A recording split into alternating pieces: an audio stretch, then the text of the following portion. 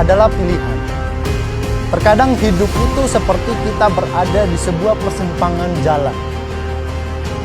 Kita bingung harus memutuskan atau memilih arah yang bagian mana, kiri atau kanan. Tentunya di dalam sebuah persimpangan jalan hanya ada dua, yaitu kiri dan kanan. Situasi kiri dan kanan ketika kita memutuskan memilih yang kiri ataupun kanan, maka memiliki suasana yang berbeda. Setiap keputusan kita, pilihan kita, pasti ada konsekuensi yang harus kita hadapi. Ketika kita memilih kanan, maka tentunya suasananya akan berbeda ketika kita memilih jalan yang kiri. Begitupun kehidupan kita. Ketika kita, selama kita menjalani hidup ini, kita selalu berhadapan dengan pilihan.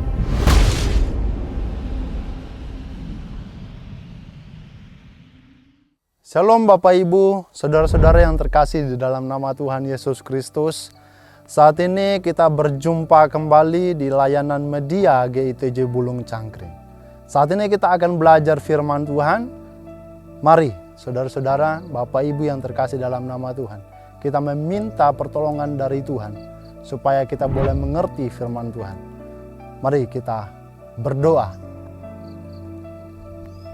Bapa di sorga, terima kasih Engkau boleh menyertai hidup kami sampai saat ini. Saat ini kami akan belajar firman-Mu. Mari Tuhan tuntun kami, berkati kami, mampukan setiap kami, supaya kami belajar dengan baik. Kami mendengarkan firman Tuhan dengan penuh kefokusan kepada Tuhan. Mampukan kami, kuasai hati dan pikiran kami, supaya hati dan pikiran kami hanya tertuju kepadamu ya Tuhan. Terima kasih, kami serahkan pemberitaan firman Tuhan saat ini ke dalam tangan-Mu. Dalam nama Tuhan Yesus Kristus kami berdoa. Haleluya. Amin. Galatia pasal 5 ayat 16 sampai ayatnya yang ke-26. Saya akan bacakan. Hidup menurut daging atau roh. Maksudku, hiduplah oleh roh, dan kamu tidak akan menuruti keinginan daging. Sebab keinginan daging berlawanan dengan keinginan roh, dan keinginan roh berlawanan dengan keinginan daging. Karena keduanya bertentangan, sehingga kamu tidak melakukan apa yang kamu kehendaki. Namun, jikalau kamu memberi hidupmu dipimpin oleh roh, kamu tidak hidup di bawah hukum Taurat. Perbuatan daging telah nyata, yaitu percabulan, kecemaran, hawa nafsu, penyembahan berhala, sihir, perseteruan, perselisihan, iri hati, kemarahan, kepentingan diri sendiri, percekcokan, perpecahan, kedengkian, bermabuk-mabukan, pesta pora, dan sebagainya. Terhadap semuanya itu kuperingatkan kamu, seperti yang telah kulakukan dahulu, bahwa siapa saja yang melakukan hal-hal demikian tidak akan mendapat bagian dalam kerajaan Allah. Namun, buah roh ialah kasih, sukacita, damai sejahtera, kesabaran, kemurahan, kebaikan, kesetiaan, kelemah lembutan, dan penguasaan diri. Tidak ada hukum yang menentang hal-hal itu. Mereka yang menjadi milik Kristus Yesus telah menyalibkan daging dengan segala hawa nafsu dan keinginannya.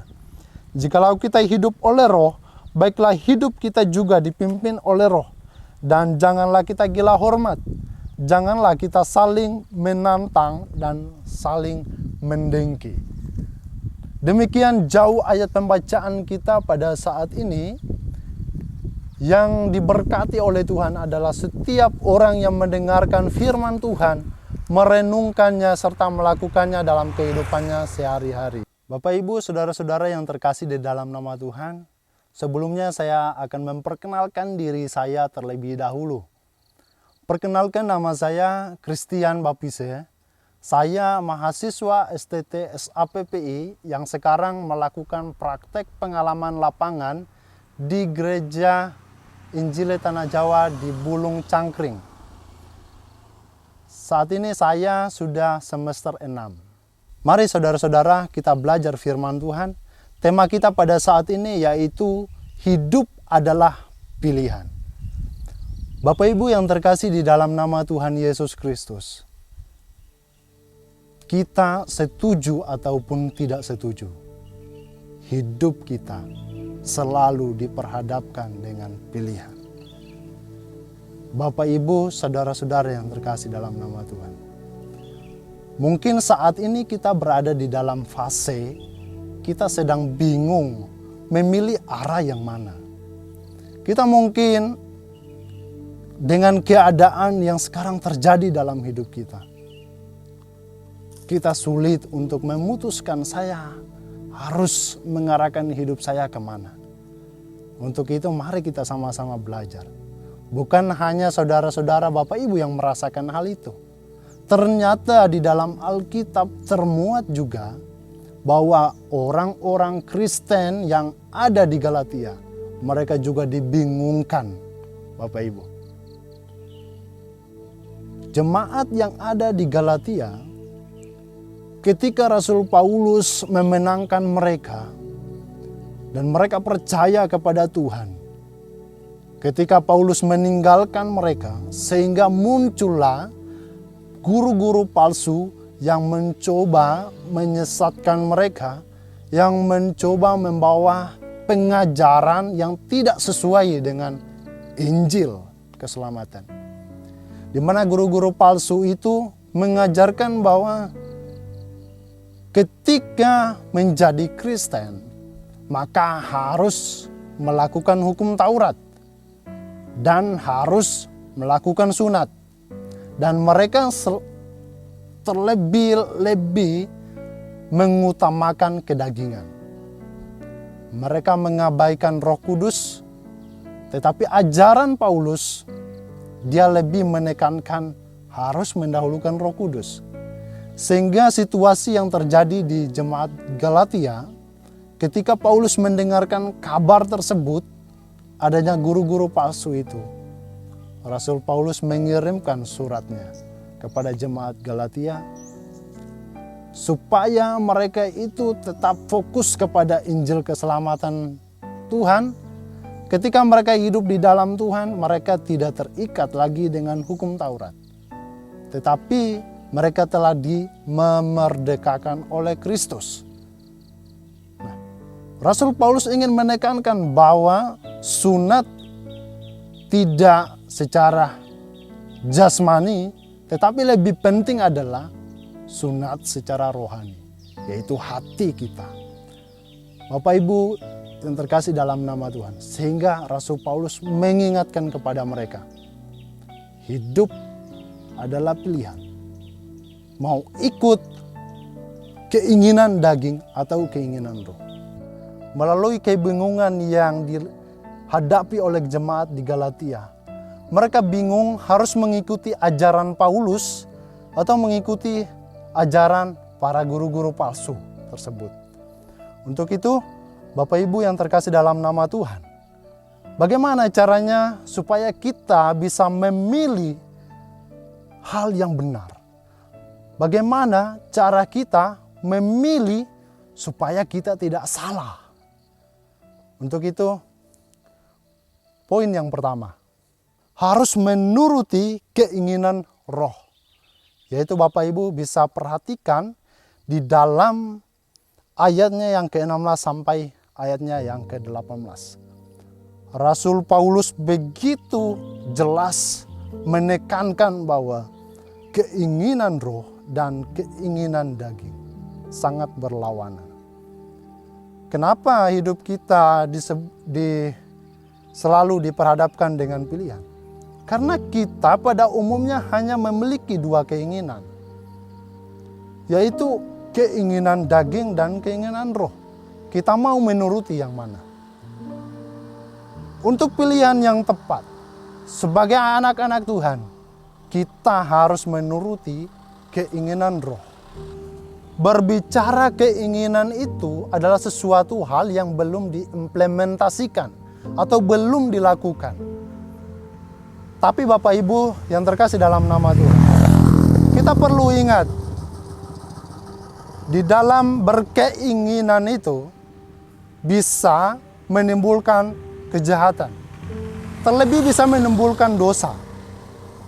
Bapak Ibu ingat hukum ke-10 apa? Janganlah mengingini milik orang lain. Ketika kita sudah mengingini, kita sudah melakukan dosa.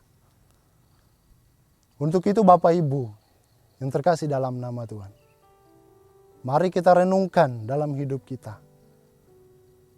Apakah kita sudah mengikuti atau menuruti keinginan roh, atau kita menuruti keinginan daging kita? Bapak Ibu, secara sederhana saya mau berikan penjelasan bahwa keinginan itu berbeda dengan kebutuhan. Keinginan berbeda dengan kebutuhan. Keinginan itu adalah secara berlebihan dan tidak harus dipenuhi. Berbeda dengan kebutuhan. Kebutuhan adalah sesuatu hal yang harus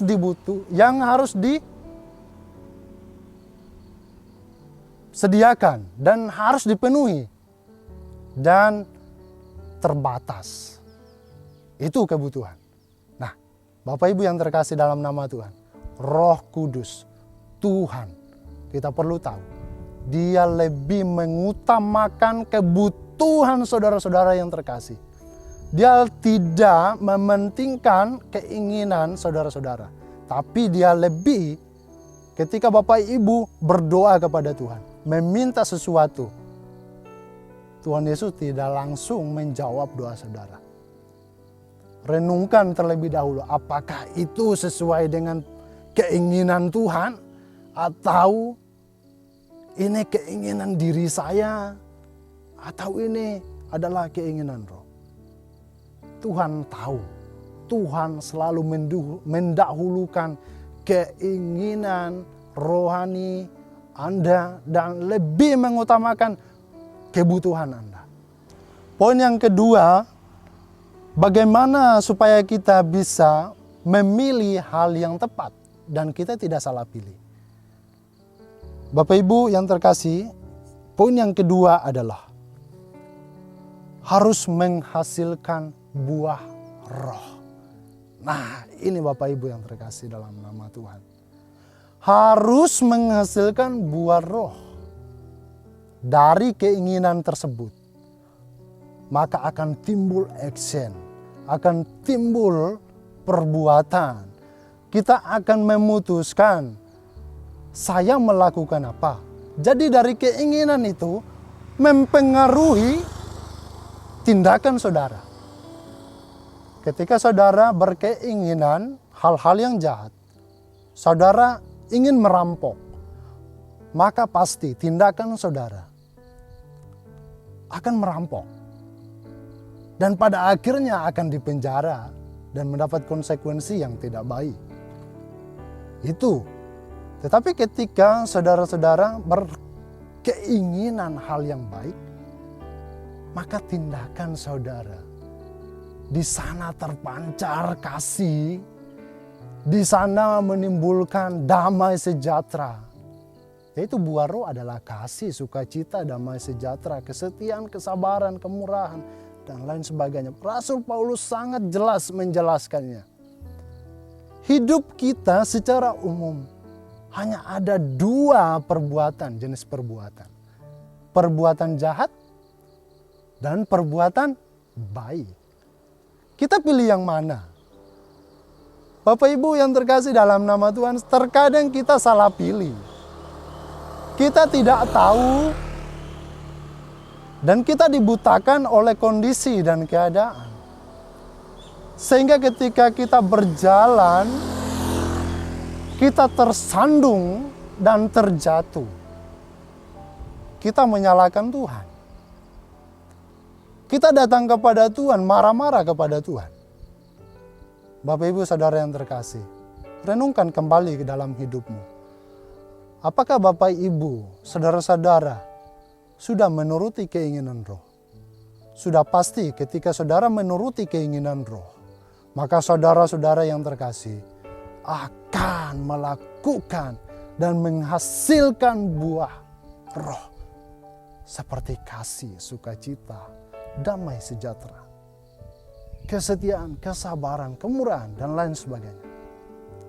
Ingat Bapak Ibu, perbuatan saudara itu akan berdampak bukan hanya kepada diri kita sendiri, tetapi kepada orang lain. Orang lain akan melihat.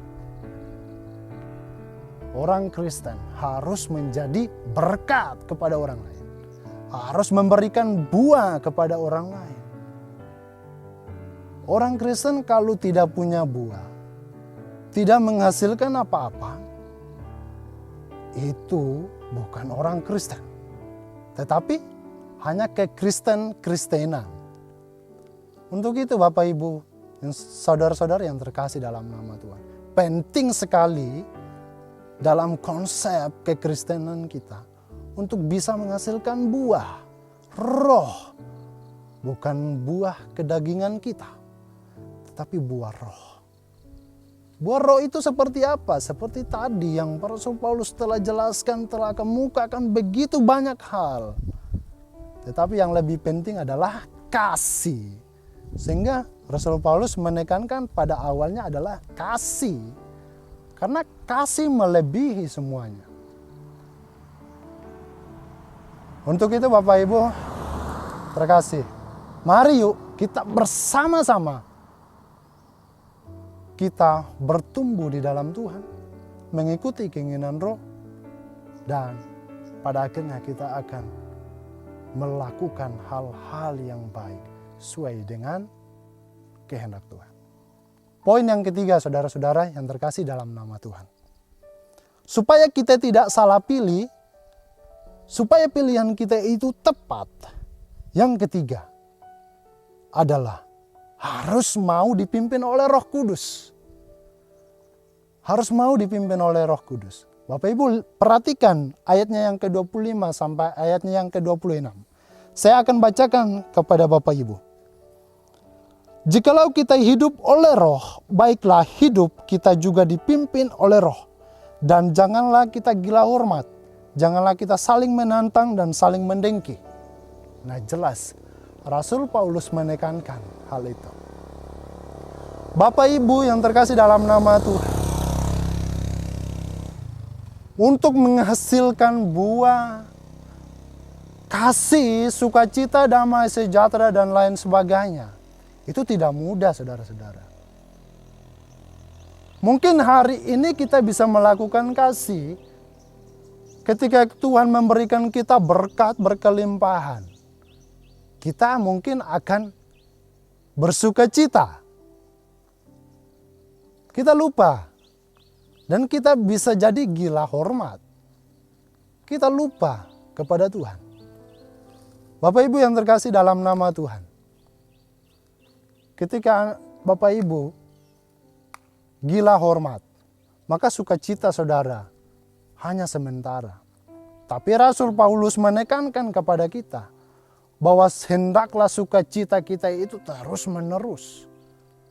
Maka kita tidak akan mampu untuk mempertahankan saya melakukan kasih terus menerus. Sukacita terus menerus. Tanpa batasan ruang dan waktu. Tanpa tergantung pada situasi dan kondisi. Untuk itu penting sekali. Ketidakmampuan kita perlu dipimpin oleh Roh Kudus. Kalau kita tidak dipimpin oleh Roh Kudus, kita tidak akan bisa. Kita tidak akan bisa menghasilkan buah roh. Karena hanya Roh Kudus yang mampu memberikan buah roh itu. Hanya kita sendiri kita tidak akan mampu. Untuk itu Bapak Ibu yang terkasih dalam nama Tuhan, orang yang mau dipimpin oleh Roh Kudus, maka adalah orang yang mau diatur oleh Tuhan, yang mau diarahkan oleh Tuhan. Itu orang yang mau dipimpin.